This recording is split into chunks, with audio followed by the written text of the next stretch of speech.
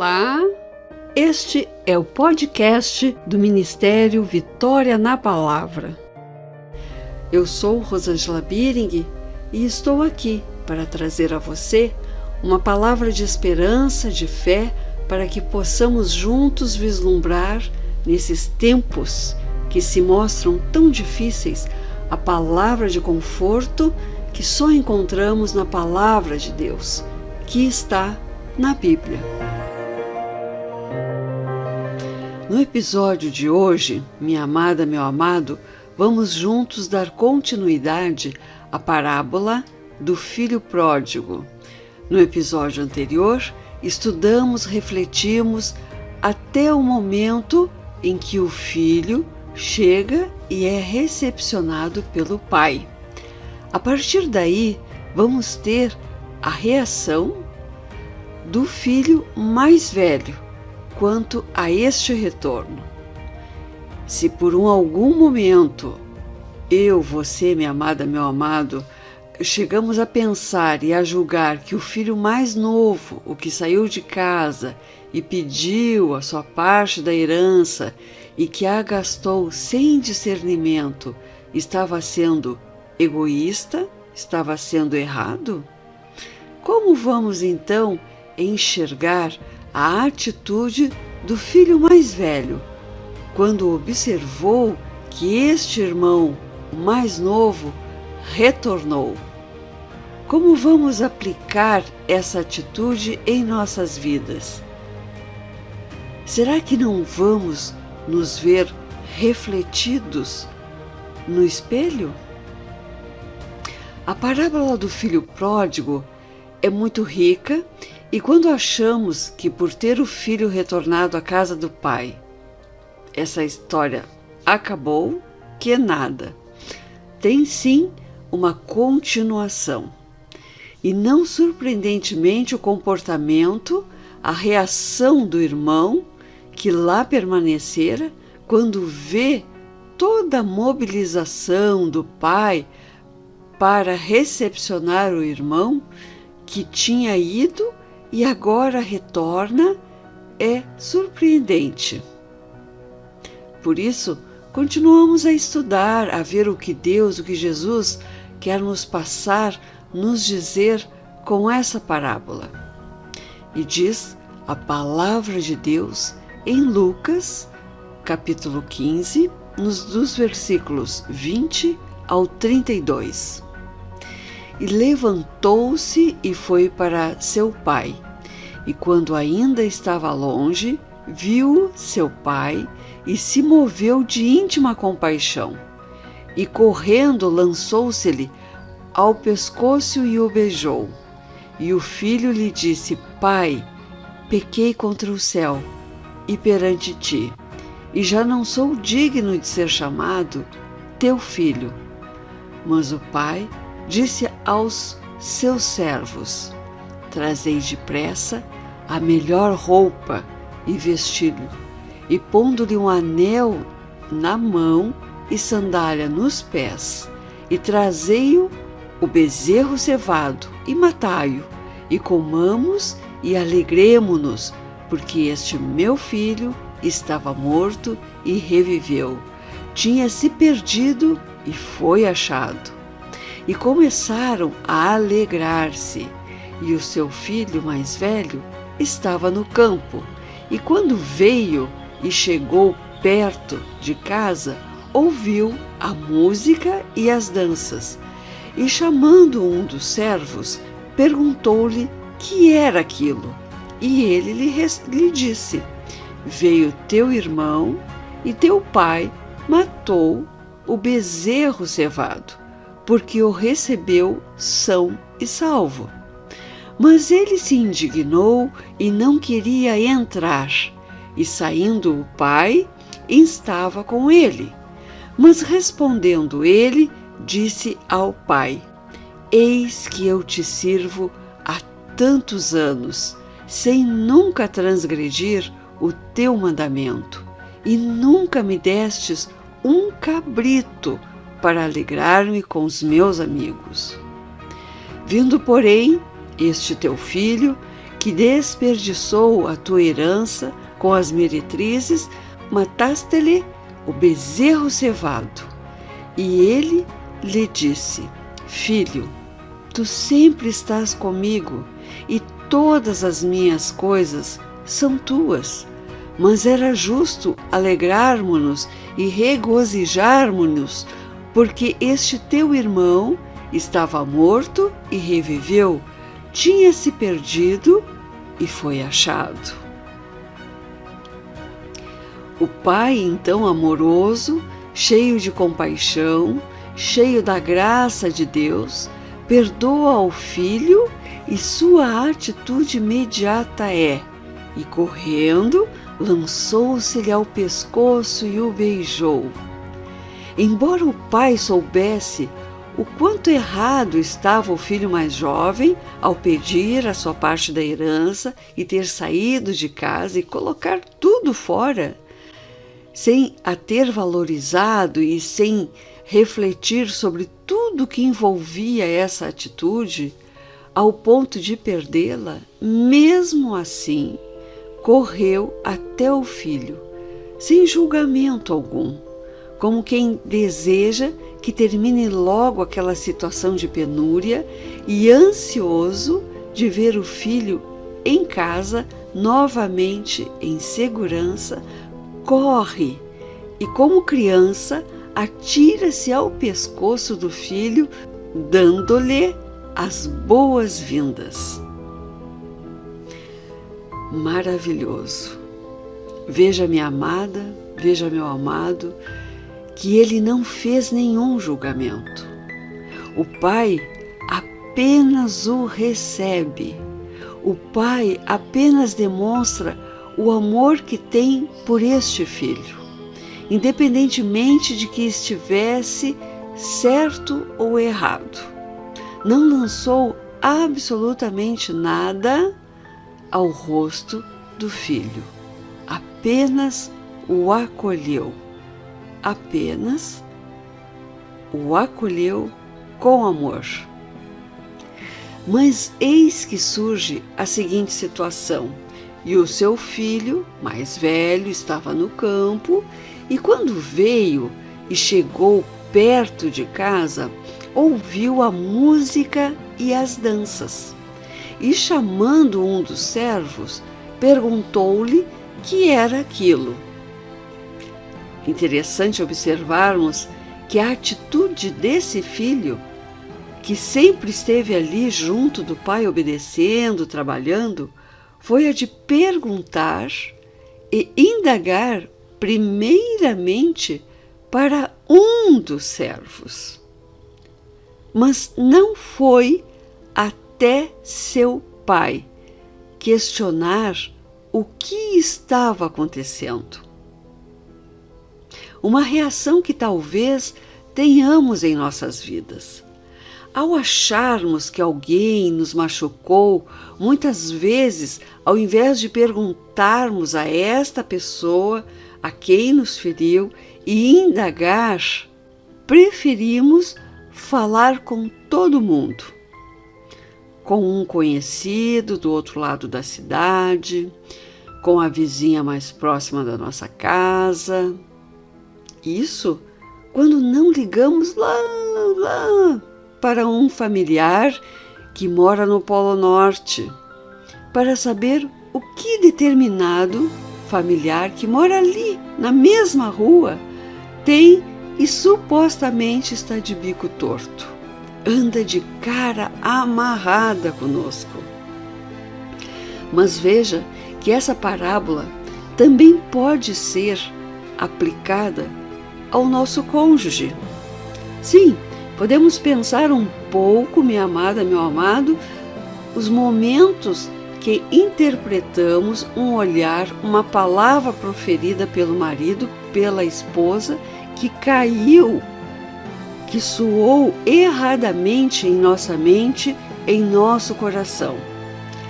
E saímos assim a pensar, a reclamar para o filho, para a vizinha, para a colega de trabalho, mas não conseguimos chegar com paciência, com amor de tantos anos de união, ir até o cônjuge e apenas conversar. Nada mais, apenas conversar para dissipar uma situação, para dissipar um mal-entendido, que talvez erradamente foi interpretada por nós mesmos. Podemos também colocar essa mesma situação em nosso ambiente de trabalho, em que falamos, observamos a postura de um colega ou outro ao pessoal do outro setor, murmuramos em uma convenção com colegas que até desconhecemos, comentamos com todo mundo que estiver disponível a nos escutar, a tolerar aquelas lamúrias, mas não temos a sabedoria de chegar com a paz de Deus e falarmos com a pessoa que achamos estar nos desmerecendo. O que está acontecendo? O que houve? Vamos tomar um cafezinho? Mas vamos pensar mais um pouco. Vamos nos exercitar mais. Ou mesmo dentro da nossa igreja que frequentamos, um irmão ou irmã que achamos que este está nos boicotando, que está fazendo divergência quanto às ideias que temos ou ao nosso trabalho dentro da igreja, e aí murmuramos para um outro irmão de outro grupo, não contentes reclamamos para os irmãos de uma outra congregação, e assim vamos pulverizando uma discórdia, uma animosidade dentro da nossa igreja. Quem sabe até saímos a falar mal de um irmão para outra pessoa que nem é da mesma denominação, e saímos a murmurar. Vamos no culto, sentamos no banco, oramos a Deus, abraçamos todas as atividades possíveis dentro da igreja, dizemos que é para a honra e glória de Deus, contudo, no fundo, estamos assim como o filho mais novo, querendo mudar tudo, menos a nós mesmos. Menos aceitar o outro com amor, com todos os seus defeitos e também com as suas qualidades. E ainda assim, achamos que estamos na presença de Deus. Ledo engano, minha amada, meu amado. Não chegamos com paz no coração e perguntamos o que está acontecendo, o que está havendo, por que está acontecendo, o que houve. Parece que alimentar a discórdia é sempre mais produtivo, mais fácil até.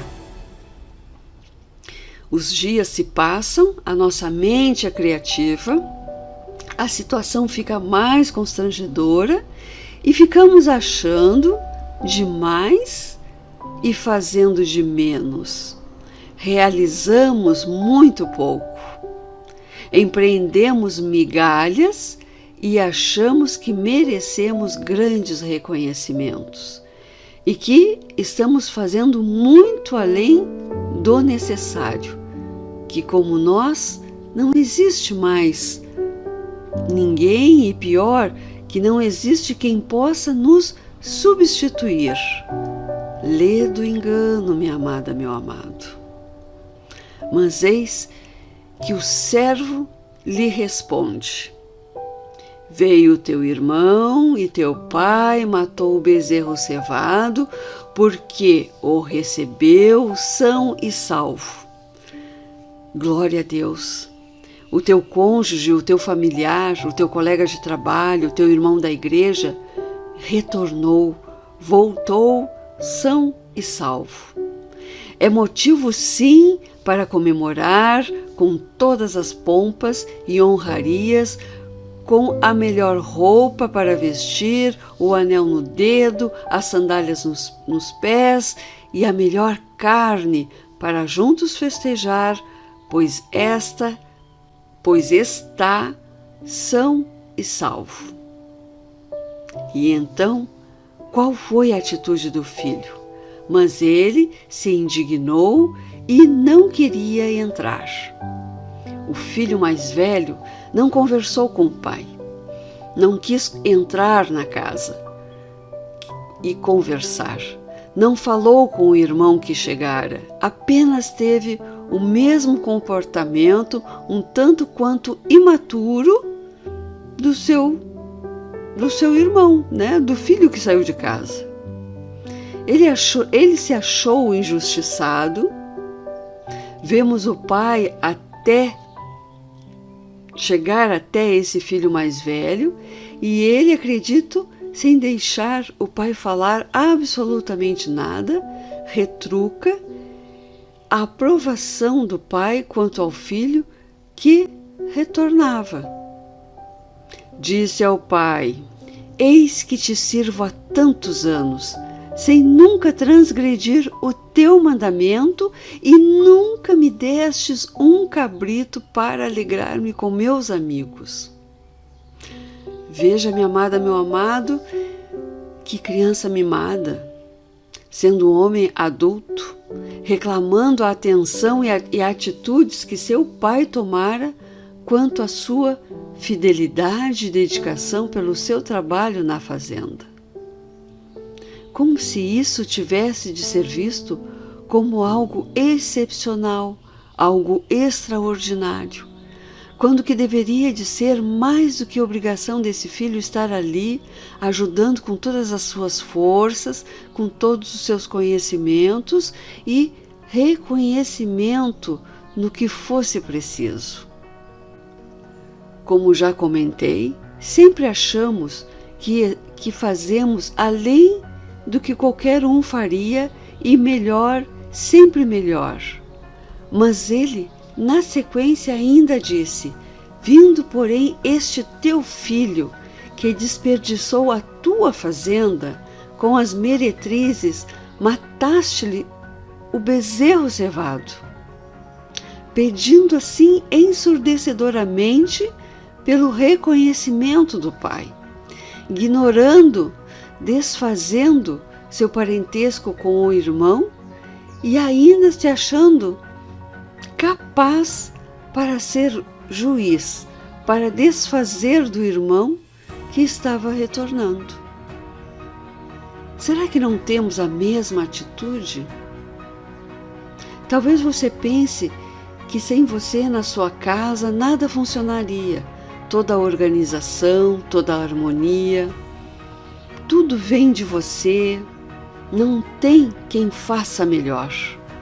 Ou mesmo, quem sabe, possa passar por sua mente que no escritório onde você trabalha, somente você conhece tudo e só você sabe de tudo.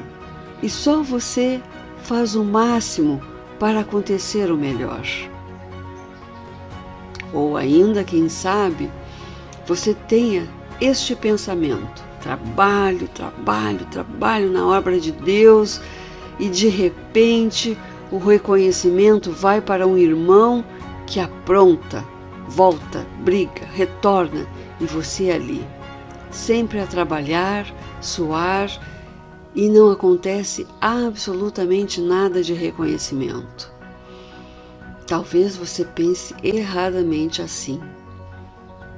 E o pai então fala: e ele lhe disse: filho, tu sempre estás comigo, e todas as minhas coisas são tuas.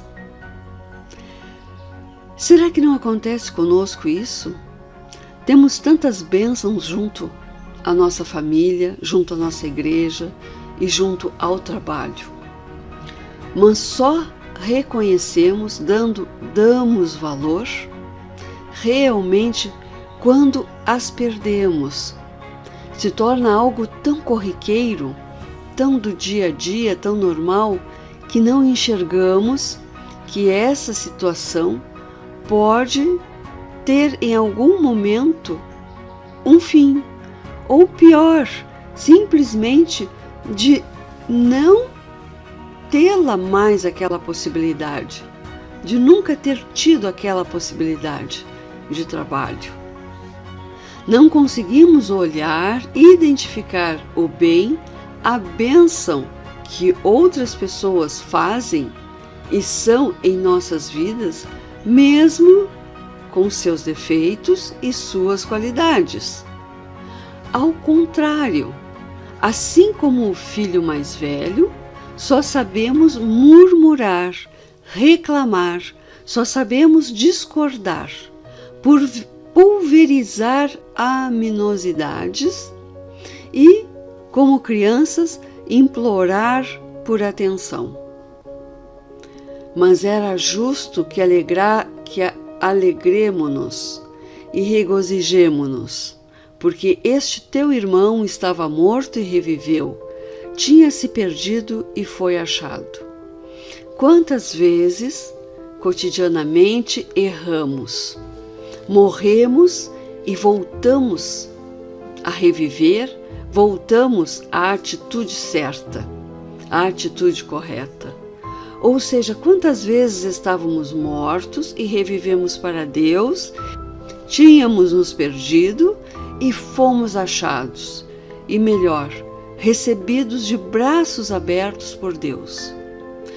O desejo do meu coração é que você julgue menos, ache menos e tenha atitudes melhores. Reflita mais, tenha mais atitudes altruístas e um coração com paz, graça e amor pelos seus familiares, assim como pelos seus irmãos na igreja e como também no seu ambiente de trabalho. E não deseje tantos reconhecimentos, mas apenas faça, dê o seu melhor. Dê o seu melhor. Minha amada, meu amado, espero por você no próximo episódio do podcast da Vitória na Palavra. Eu sou Rosângela Biring, trazendo uma palavra de esperança e fé de dentro da Palavra de Deus para você, minha amada, meu amado.